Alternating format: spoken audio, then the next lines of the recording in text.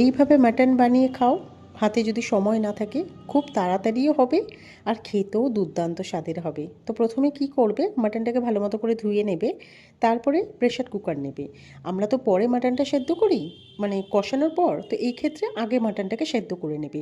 তো প্রেশার কুকারের মধ্যে মাটনটা দিয়ে নিলে, সামান্য নুন, হলুদ আর কাশ্মীরি লঙ্কার গুঁড়ো দিলে, এরপরে সামান্য তোমার তেলও দিয়ে দিলে, মানে সর্ষের তেল দিয়ে দিলে, ভালো মতো করে ম্যারিনেট করে দিলে, আর সামান্য কিছু জল দিয়ে প্রেশার কুকারে সিটি মারতে দিয়ে দিলে 3টে বা 4টে। এরপরে আলুটাকে ভেজে নিলে। আর আমাদের বাঙালিদের মাটন মানেই তো আলু, আলু ছাড়া তো আমরা বুঝতেই পারি না কিছু। তো যাই হোক, ভালো মতো করে লাল লাল করে আলুটাকে ভেজে নিয়ে সাইডে রেখে দাও। এরপরে তোমরা তেলের মধ্যে দিয়ে দাও গোটা গরম মশলা। হ্যাঁ, তোমাদের হাতের কাছে যদি থাকে তেজপাতা আর জিরে, সেটাও তোমরা অ্যাড করতে পারো। এরপরে কেটে রাখা পেঁয়াজগুলোও ভালো মতো করে দিয়ে দাও, আর এটাকেও ভালো মতো করে নাড়াচাড়া করো। এরপরে কিছু কুচনো টমেটোও দিতে পারো। আর টমেটো যদি তোমাদের কাছে না থাকে কোনো প্রবলেম নেই, নাও দিলেও কোনো ব্যাপার না, বাট খাসির মাংস তো একটু টমেটো দিলে ভালো লাগে।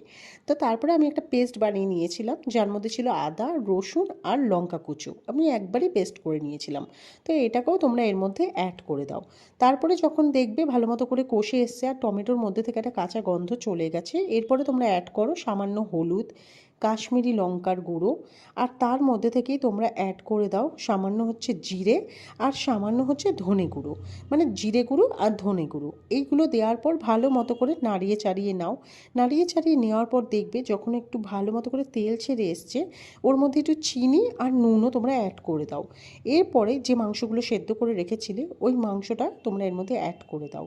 আর হ্যাঁ, তার সাথে আলুটাও অ্যাড করো। আর হ্যাঁ, যে মাংসটা মানে যে জলে তোমরা সেদ্ধ করেছিলে, সেই জলটা কিন্তু ফেলে দিও না, ওটা রেখো, ওটা লাস্টে আমাদের কাজে লাগবে। তো আলুটা দিয়েও ভালো মতো করে তোমরা নাড়াচাড়া করে নাও, করে নিয়ে এটাকে এবার কষতে দাও প্রায় আধা ঘন্টা ধরে। ভালো মতো করে কষতে দাও। আর এই দেখো, কষে কষে পুরো লাল হয়ে গিয়েছে আর পুরো তেলটাও ছেড়ে এসছে। আর যে মাংসের যে জলটা দিয়ে আমরা যে মাংসটা সেদ্ধ করেছিলাম, সেই জলটা এবার অ্যাড করে দাও। তো অ্যাড করে দেওয়ার পরে মানে এই মিনিট 5-6 এই ভালো মতো করে একটু কুক করে নাও। যদি মাংস গলে গিয়ে থাকে আর যদি আলুটাও গলে গিয়ে থাকে, দেন মিনিট 5-6 এর মধ্যেই এটা রেডি হয়ে যাবে। তারপরে ভালো মতো করে নাড়াচাড়া করে রেখে দাও। আর এই দেখো কি সুন্দর লোভনীয় হয়েছে না দেখতে। তারপরে নামানোর আগে সামান্য একটু মিট মশলা দিয়ে নামিয়ে দাও। ট্রাস্ট মি, খুব তাড়াতাড়ি রান্নাটা হবে আর খেতে তো দুর্দান্ত স্বাদের হবে।